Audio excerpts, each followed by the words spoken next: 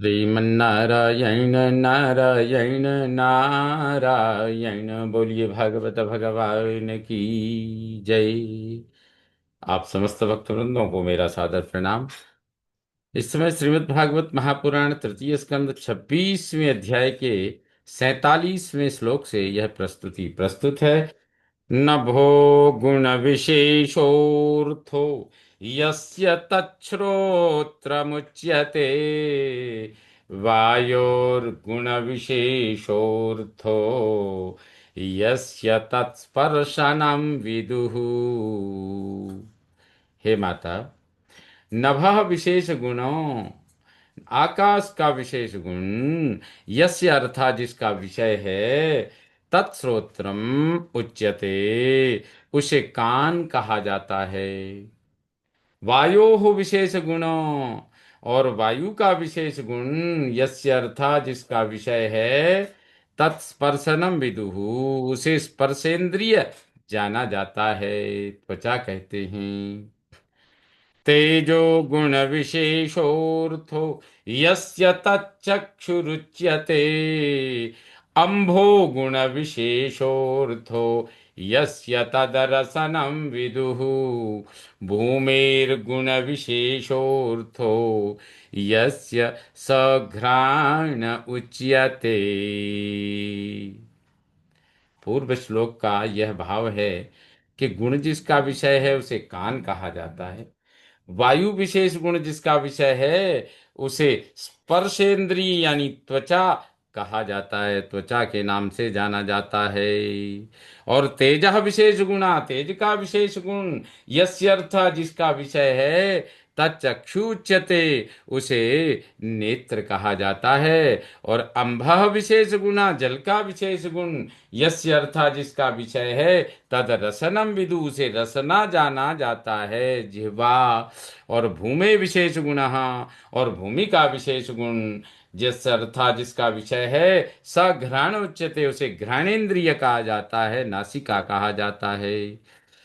अर्थात तेज का विशेष गुण जिसका विषय है उसे नेत्र कहा जाता है, और जल का विशेष गुण जिसका विषय है उसे रसना जिह्वा कहा जाता है, और भूमि का विशेष गुण जिसका विषय है उसे घ्राणेन्द्रिय नासिका कहा जाता है। परस्य दृश्यते धर्मो ह्यपरस्मिन् समन्वयात्, अतो विशेषो भावानां भूमावेवोपलक्ष्यते। ही क्योंकि परस्य धर्म, पहलों का गुण धर्म, अपरस्मिन उनसे पीछे होने वालों में, समन्वयात उनके व्याप्त होने से, दृश्यते दिखते हैं। अतः इसलिए भावानाम विशेषः, दूसरे सब तत्वों की विशेषता भूमा एव उपलक्ष्यते, पृथ्वी में ही पाई जाती है। कहते हैं क्योंकि पहलों का गुण उनसे पीछे होने वालों में, उनके व्याप्त होने से दिखते हैं, अतः दूसरे सब तत्वों की विशेषता पृथ्वी में ही पाई जाती है। पृथ्वी में शब्द स्पर्श रूप रस सब कुछ है, गंध भी उसमें है। तो इस प्रकार से भूमा, इसलिए इसको भूमि कहते हैं। एतान्या एतान्यसंहत्य यदा महदादीनि सप्त वै, कालकर्म गुणोपेतो जगदादिरूपाविशत्। यदा जब महदादीनि सप्त, महत तत्वादि सात, महत्तत्व अहंकार और पंच महाभूत ये सात, वही असंगत्य निश्चित पृथक पृथक रहे, परस्पर मिल ना सके, काल कर्म गुण उपेता, तब काल कर्म और गुणों के साथ जगदादि ही, जगत के आदि भगवान नारायण ने उपाविशत इनमें प्रवेश किया। अर्थात कहते हैं जब महत्तत्वादि सात, यानी महत्तत्व और अहंकार तत्व और पंच महाभूत, तो ये सब निश्चित पृथक पृथक रहे, अर्थात परस्पर ये जब नहीं मिले, तब काल कर्म गुणों के साथ जगत के आदि भगवान नारायण ने इन सब में स्वयं प्रवेश किया। ततस्तेनानुविद्धेभ्यो युक्तेभ्योऽण्डमचेतनम् उत्थितं पुरुषो यस्मात् उदतिष्ठदसौ विराट।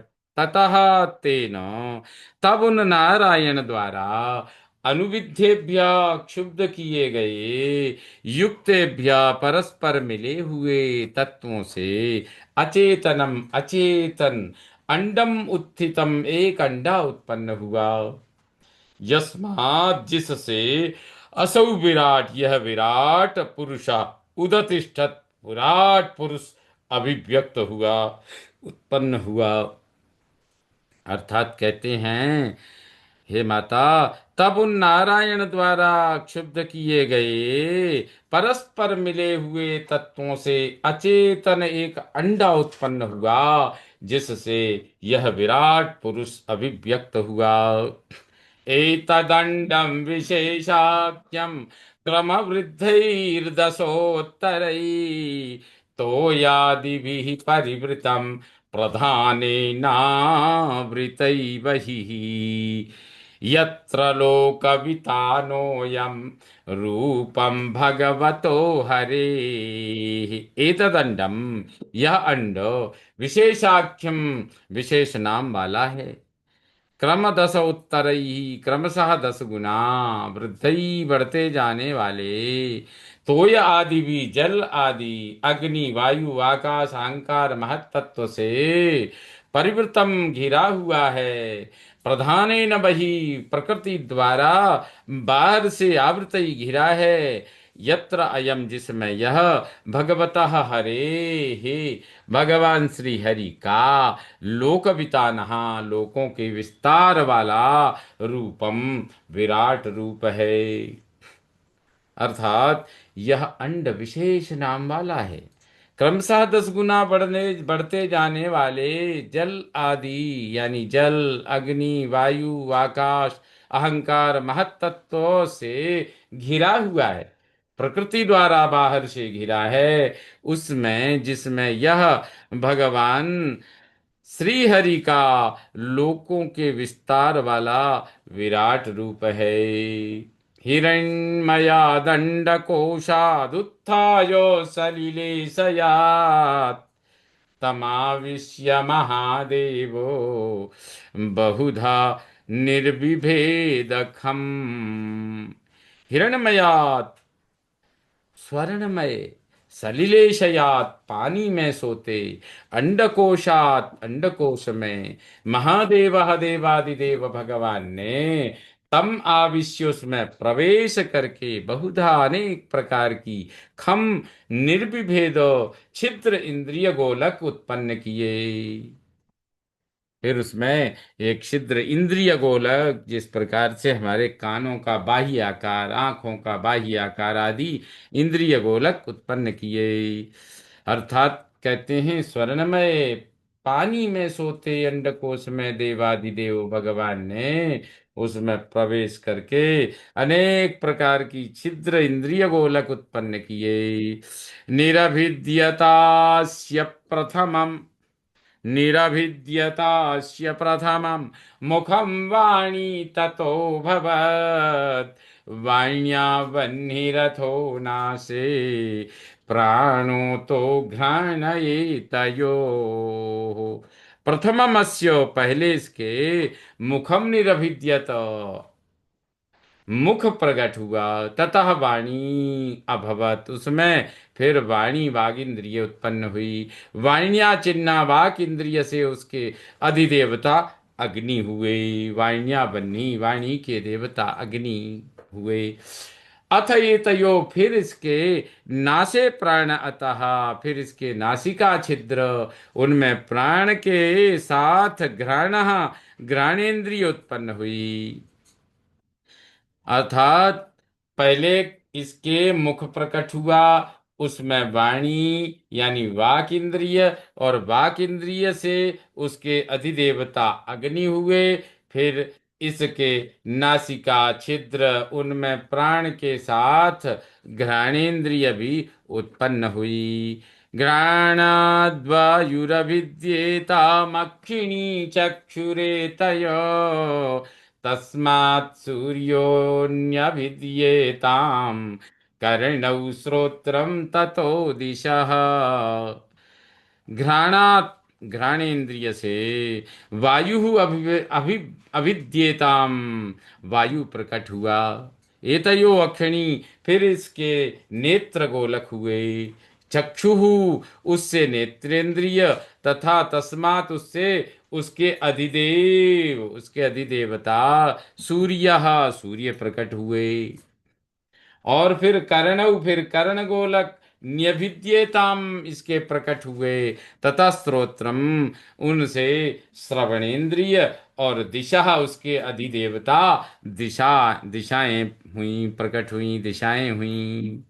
अर्थात घ्राणेन्द्रिय से वायु प्रकट हुआ, फिर इसके नेत्र गोलक हुए, उससे नेत्रेंद्रिय, तथा उससे उसके अधिदेव सूर्य प्रकट हुए। फिर कर्ण गोलक इसके प्रकट हुए, और उनसे श्रवणेन्द्रिय और उसके अधिदेवता दिशाएं हुई।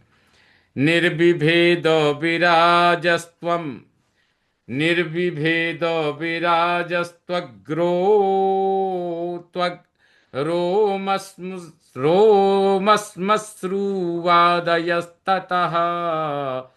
निर्विभेद विराजस्त्वक् रोमस्मश्रुवादयस्ततः। तत ओषधयश्चासन् शिश्नम निर्विभिदे ततः। कहते हैं विराज, हे विराज, विराट के, उस विराट पुरुष के त्वक निर्विभेदे, त्वचा, त्वचा प्रकट हुई, और त्वचा प्रकट होने पर ततः रोस रोमस, रोम श्मश्रु आदय, उसमें रोम, दाढ़ी, मूछ आदि। ततः, और उनसे औषधयः च आसन्, औषधियां भी उत्पन्न हुई। ततः शिश्नम निर्विविदे, उसके बाद तब लिंग फूटा। कहते हैं विराट के त्वचा प्रकट होने पर उसमें रोम, दाढ़ी, मूछ आदि, और उनसे औषधियां भी उत्पन्न हुई। उसके बाद लिंग फूटा, लिंग निष्पन्न हुआ। रेत तस्मादाप आसन निरभिद्यत वै गुदम, गुदादपानोपानाच्च मृत्युर्लोक भयंकर। तस्मात् रेतः, उससे फिर वीर्य उत्पन्न हुआ, और उसके बाद आपः आसन, जल हुआ। वही गुदम निरभिद्यत, फिर तो गुदा फूटी। गुदात अपानः, गुदा से अपान वायु, और अपानात, अपान वायु से उसका अभिमानी लोक भयंकर मृत्यु हो, अभिमानी देवता लोक भयंकर मृत्यु उत्पन्न हुआ। अर्थात उससे वीर्य, और वीर्य और जल हुआ। फिर तो गुदा फूटी, गुदा से अपान वायु, और अपान वायु से उसका अभिमानी देवता लोक भयंकर मृत्यु उत्पन्न हुआ। हस्तौ च निरभिद्येताम बलम ताभ्याम ततस्वराट, पादौ च निरभिद्येताम गतिस्ताभ्याम ततो हरिः। एता, एताम, इस अंडे में, इस अंड में, हस्तौ च निरभिद्येत, हाथ भी फूटाए। बलम ताभ्याम, उनसे बल हुआ। ततस्वराट, उनमें उनके देवता इंद्र हुए। एताम पादौ च, और उसके बाद इसके पैर भी निरभिद्यत निकले। ताभ्याम गति, उनसे गति आई। ततः हरि ही, उसमें गति के देव स्वयं श्रीहरि, पैरों के देवता श्रीहरि विष्णु हैं। इसीलिए चरण स्पर्श करने का विधान है, क्योंकि वहाँ वास श्रीहरि का है। अर्थात इस अंड में हाथ भी फूटाए, उनसे बल हुआ, और उनमें उनके देवता इंद्र की उत्पत्ति हुई, इंद्र का वास हुआ। एताम पादौ च निर्भिद्य, तो इसके पैर भी निकले, उनसे गति आई, और उसमें गति के देव स्वयं श्री हरि हुए। नाड्योष्य निरभिद्यन्त ताभ्यो गोहितमाभृतम्, नद्यस्ततः समभवन् उदरम निरभिद्यत। एताम, इस विराट पुरुष की नाड्य निरभिद्य, नाड़ियां प्रकट होने पर, लोहितम आवृतम, वे रक्त से भर गईं। ततः नद्यः, उन नाड़ियों से नदियां समभवन उत्पन्न हुई। उदरम निरविद्यतो, फिर उदर प्रकट हुआ। कहते हैं इस विराट पुरुष की नाड़ियां प्रकट होने पर वे रक्त से भर गईं, उन नाड़ियों से नदियां उत्पन्न हुईं, फिर उदर प्रकट हुआ। च्युत्पिपासे ततस्याताम् समुद्रस्त्वेतयोरभूत्, अथास्यो हृदयं भिन्नं हृदयान्मना हृदयान्मन उत्थितम्। ततः उस उदर में क्षुत पिपासे स्याताम, भूख प्यास लगने लगी।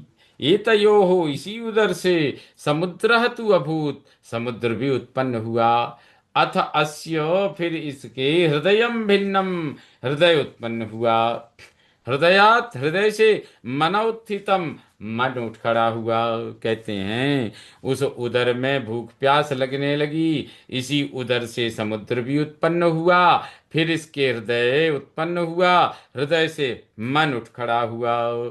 मनसश्चंद्रमा जातो, बुद्धिर्बुद्धेर्गिराम पति, अहंकारस्ततो रुद्रस्, चित्तम चैत्यस्ततो भवत्। इस प्रकार श्रीमद् भागवत महापुराण तृतीय स्कंद 26वें अध्याय का यह 60वां श्लोक संपन्न हुआ। श्रीमन्नारायण नारायण नारायण। बोलिए भागवत भगवान की जय।